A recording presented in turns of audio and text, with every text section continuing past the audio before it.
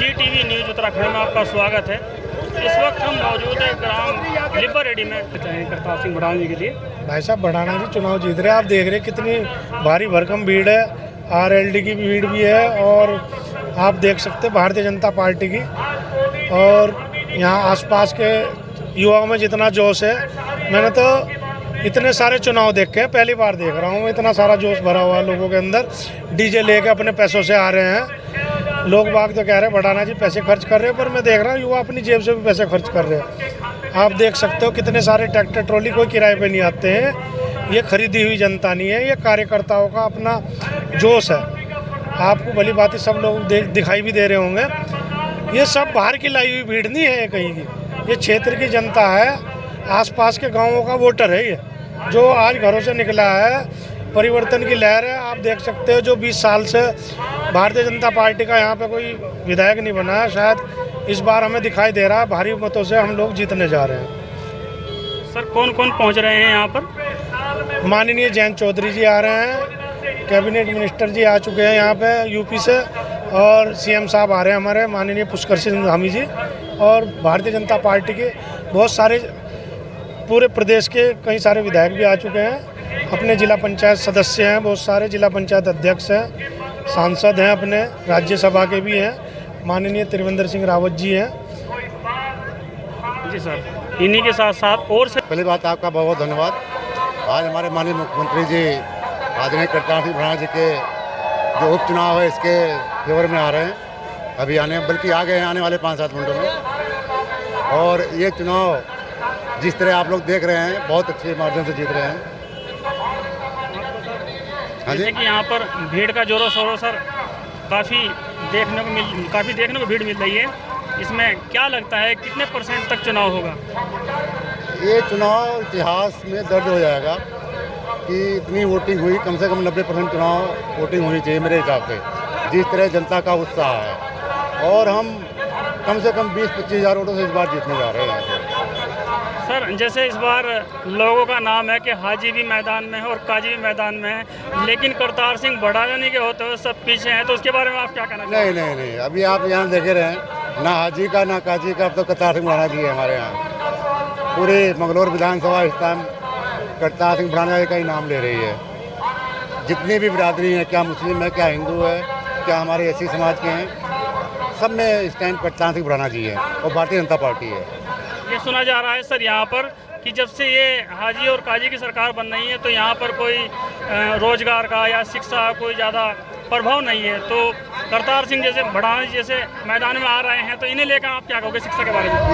इसीलिए हो रहा है कि इन 40 सालों में हाजी काजी जी का रहता है यहाँ। भारतीय जनता पार्टी का सरकार होना था, फिर भी यहाँ विकास नहीं हो पाता था। यहाँ एक ऐसा कैंडिडेट चाहिए था कि जो यहाँ का विकास करे। ऐसे हमारे कैंडिडेट आ गए हैं और यहाँ तो विकास तो ऐसा होगा। 2.5 साल की बात है, 2.5 साल में देखेंगे आप इतना विकास हो जाएगा कि लोग दोबारा फिर करतार सिंह बढ़ाना जी को ही चुनेंगे। ठीक है सर, धन्यवाद करते हैं और जानते हैं यहाँ पर जो भीड़ है इससे कितने वोट का प्रयास किया जा रहा है। जी सर। देखिए मैं आपको बतला दूं, यहाँ जो भीड़ है ये प्यार और मोहब्बत की भीड़ है। करतार सिंह बढ़ाना जी ने जो अपना प्यार और मोहब्बत और खुलूस दिखाया है वो बड़े ही काबिल तारीफ़ है और सराहना के काबिल है। और हम हमेशा से देख रहे थे यहाँ सीट काजी निजामुद्दीन जी और सरवत करीम जी के पक्ष में रहती थी हमेशा। आज उनके हाथों से हमें खिसकी हुई दिखाई दे रही है और मैं उम्मीद करता हूँ करतार सिंह बढ़ाना जी ने जो अपनी प्यार और मोहब्बत की भाषा यहाँ बोल करके आवाम को एकजुट करके जो अपनी एक मोहब्बत दिखाई है, ये बड़े काबिल तारीफ़ है। सर यहाँ पर आज काफ़ी भीड़ देखने को मिली है, तो कौन कौन आ रहे हैं यहाँ पर? देखिए यहाँ पर माननीय मुख्यमंत्री जी पुष्कर सिंह धामी जी आपके सामने अभी 10 मिनट के अंदर आने वाले हैं, उनके सम्मान में। और माननीय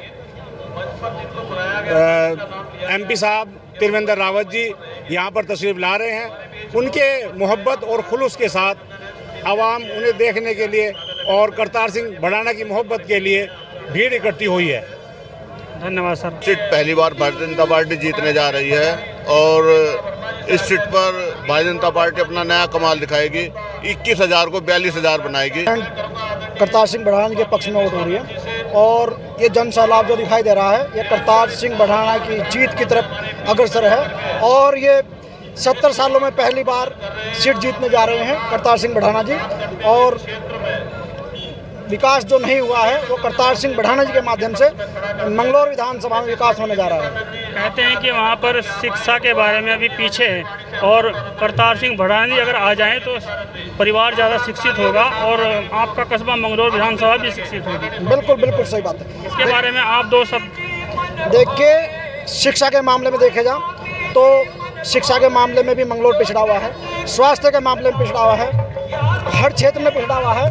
जबकि 2 परिवारों में राजनीति रही है, अब की बार कोई तीसरा व्यक्ति करतार सिंह बढ़ाना जी आए हैं जो कि इनको टक्कर दे रहे हैं। काजी हाजी अब की बार दोनों घर जा रहे हैं और करतार सिंह बढ़ाना जी जीतने जा रहे हैं। मंगलौर में स्वास्थ्य कर्मी भी कुछ ज़्यादा कार्य नहीं कर पा रहे हैं, उनके लिए आप क्या कहोगे जो स्वास्थ्य विभाग की टीम की तरफ से भी कुछ कार्य वहाँ खास नहीं हो पा रहा है? स्वास्थ्य विभाग को देखना चाहते हैं तो स्वास्थ्य विभाग में जो काजी हैं, काजी या हाजी, दोनों कोई भी विधानसभा में एक भी क्वेश्चन नहीं लगाते हैं। जबकि सरकार को अवगत कराएंगे तो तभी काम कार्य होगा, लेकिन सरकार को कोई अवगत नहीं कराते हैं।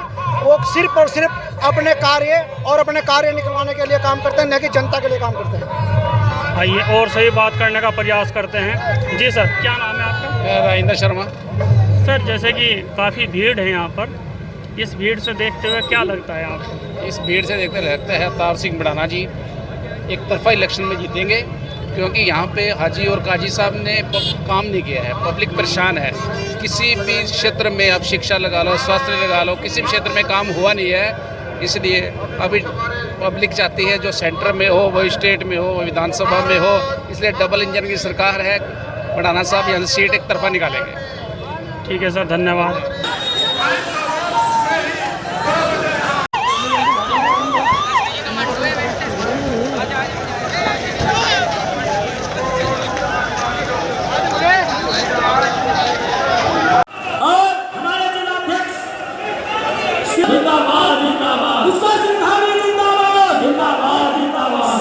भारत माता की तो कह रहे हैं बढ़ाना जी जीतने वाले हैं, बढ़ाना जी जीतने वाले हैं। मैं इधर भी देख रहा हूँ है, हमारे जाट सभा वाले भी कह रहे हैं जीतने वाले हैं, आज दलित सभा वाले भी कह रहे हैं जीतने वाले हैं, हमारे जो है गुर्जर समाज के लोग भी कह रहे हैं जीतने वाले हैं। जिस समाज से बात करोगी कह रहे हैं सारे समाज आपके साथ हैं। भाइयों बहनों, इरादे अड़िग हो, विश्वास अड़िग हो तो कार्य तेजी से होता है। 60 सालों से भी ज्यादा समय तक इस देश के अंदर कांग्रेस पार्टी का शासन रहा है और इन्होंने झूठ फरेब और भ्रष्टाचार देश को देने का काम किया है। गरीबी मिटाने के नाम पर, गरीबी हटाने के नाम पर भाइयों बहनों ये लगातार सत्ता में आते गए, देश की जनता को ठगते गए, लेकिन इनके समय में कभी गरीबी नहीं हटी, न कभी गरीबों के लिए काम हुआ। उल्टा गरीबी हटते चले गए, गरीबी समाप्त होते चले गए। भाइयों बहनों, इन्होंने अभी पिछले चुनाव में आपने देखा होगा इस क्षेत्र में भी संविधान को लेकर झूठ और भ्रम फैलाया था, झूठ की राजनीति की थी, संविधान पर झूठ बोला था, ईवीएम पर आरोप लगाए थे। भाइयों बहनों, संविधान और आरक्षण से अगर छेड़छाड़ करनी होती तो 2014 से लेकर 2024 तक माननीय प्रधानमंत्री मोदी जी के नेतृत्व में पूरी बहुमत की सरकार थी और 400 के लगभग सांसदों की समर्थन वाली सरकार थी। भाइयों बहनों ने झूठ फरेब फैलाया था, देश की जनता ने इनको जवाब दे दिया और मोदी जी को देश का तीसरी बार प्रधानमंत्री बना दिया। ईवीएम पर गला फाड़ने वाले आज एक चुप्पी साधे हुए हैं। भाइयों बहनों, ये लोग देश में धर्म और जाति के नाम पर लोगों को लड़ाते रहे, जहर घोलते रहे, कभी भाषा के नाम पर बांटते रहे, कभी उत्तर भारत, कभी दक्षिण भारत के नाम पर बांटते रहे हैं। और अभी आपने देखा होगा हमारे सांसद गण यहाँ बैठे हैं, आदि त्रिवेंद्र जी बैठे हैं, आदि नरेश बंसल जी बैठे हैं। संसद के अंदर कांग्रेस के युवराज किस प्रकार की अपरिपक्वता, अपरिपक्व बयान देते कि जो हिंदू है कहते वो हिंसक होता है। भाइयों बहनों, जितनी निंदा की जाए उस बयान की उतनी कम है। भाइयों बहनों, अपनी घटिया राजनीति के चलते हमेशा इन्होंने हर वर्ग को ठगने का काम किया है, छलने का काम किया है। कांग्रेस ने दलित वर्ग को, चाहे जनजाति के लोग हो, चाहे अन्य पिछड़ा वर्ग, ओबीसी वर्ग के लोग हो, यहाँ तक कि मुस्लिम वर्ग के लोगों को भी हमेशा और हमेशा केवल और केवल एक वोट बैंक की तरह उनका इस्तेमाल किया है। और हमारी डबल इंजन की सरकार, हमारा मानना है भाइयों बहनों, दलित, अनुसूचित, ओबीसी समाज का मजबूत और आत्मनिर्भर बनना हमारे देश और प्रदेश की उन्नति के लिए परम आवश्यक है। वो संकल्प लेकर हम आगे बढ़ रहे हैं। जुड़े रहिए आप GTV उत्तराखंड न्यूज़ के साथ। मैं मेहरबान मलिक, कमलजीत सिंह कैमरामैन के साथ।